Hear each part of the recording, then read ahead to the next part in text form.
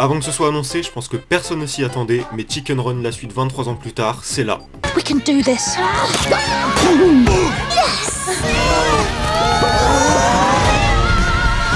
Bonjour à tous, aujourd'hui on se retrouve pour la critique de Chicken Run, la menace Nuggets, ou Chicken Run Down de Nuggets en anglais. Et donc c'est la suite, 23 ans plus tard, de l'opus original, que j'avais beaucoup apprécié, qui était très très cool. Et on va parler un peu des deux aujourd'hui dans cette critique, on va un peu les comparer vu que c'est une suite, mais on va surtout faire la critique de ce deuxième opus qui est sorti du coup le 15 décembre sur Netflix. Alors, Chicken Run, la menace Nuggets, de quoi ça parle ? Alors Chicken Run, la menace Nuggets, parle donc de Rocky et Ginger, les personnages principaux du 1, qui ont eu un enfant, une fille, une poule, et qui... Ils vivent tous ensemble, la communauté de Chicken Run 1 vivent tous ensemble dans un village qu'ils ont construit, une sorte de petit village qu'ils ont construit.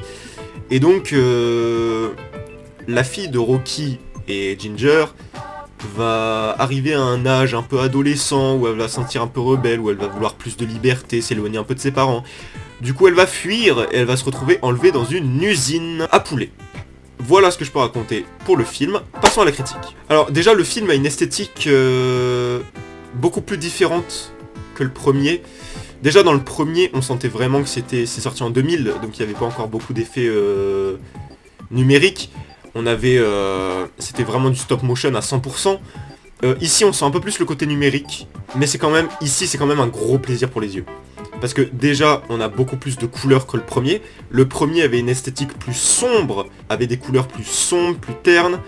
Et ici, c'est beaucoup plus coloré. On a des décors bien plus ambitieux et généreux. Le projet est beaucoup plus gros que le premier.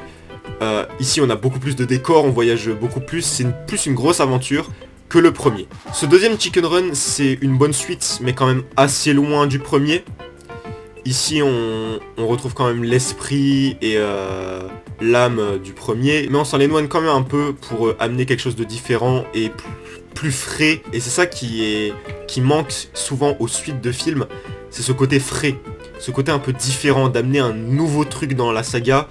Et là, c'est vrai que 23 ans plus tard, avoir une suite Chicken Run, c'était un peu inattendu avant que ce soit annoncé.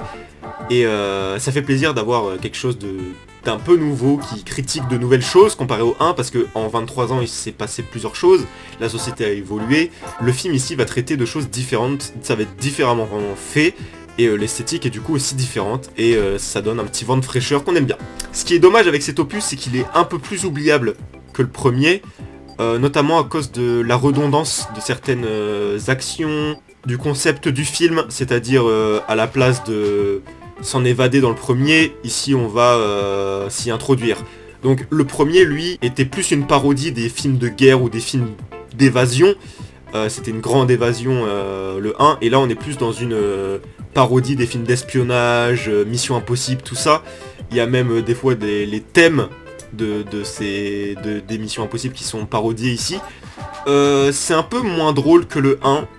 Je trouve que celui-là a un humour un peu plus enfantin et même par exemple dans le 1 il y avait limite un côté un peu horrifique, vous voyez, il y avait plus de mystère, ou pareil comme je le disais tout à l'heure avec ses couleurs sombres, ternes, dans ce poulailler qui ressemblait à une prison, à limite un camp de concentration. C'était le 1 avait vraiment un côté horrifique limite à certains moments et peut-être même terrifiant pour les enfants, alors que celui-là est beaucoup plus axé pour les enfants. Vous voyez, l'humour est bien plus enfantin, c'est bien plus coloré, c'est bien plus fun, on a moins peur pour les personnages, il y a moins de côté un peu horrifique et on est plus dans le grand film d'espionnage avec des poulets, c'est marrant quoi.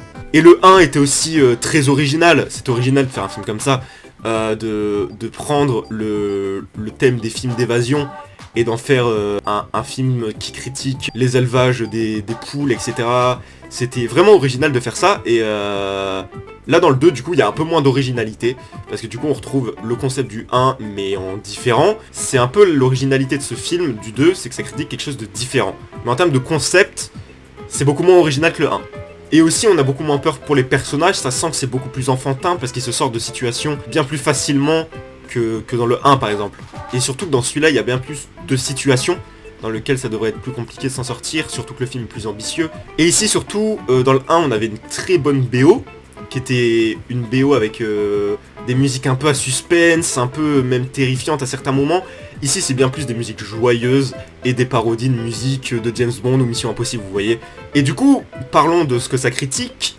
Ici le film va donc critiquer une société plus moderne, hein, parce qu'en 23 ans les choses ont évolué. Et du coup, ici l'idée qui est originale et intéressante, et que je trouve qui est une critique plus intéressante que le 1, c'est qu'ici on va parler du coup plus des usines et des fast-food. On va parler du coup des fast-food, de la société de consommation, du formatage en chaîne des animaux pour produire un maximum de nourriture, quitte à ce que ce soit dégueulasse pour la santé quoi, et que la vie des poulets soit dégueulasse, genre là ils sont clairement hypnotisés avec un collier et tout, en mode tout va bien alors qu'ils vont se faire exécuter. La critique est évidente dans ce film, je trouve la critique beaucoup plus poussée que dans le 1, parce que dans le 1 c'était plus le concept et le côté un peu suspense et thriller et film d'évasion qui était mis en avant.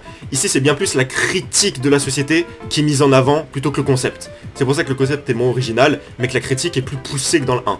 Parce que dans le 1, on avait une petite ferme recluse, etc., avec ces fermiers qui voulaient s'enrichir, et voilà, ça critiquait aussi la société.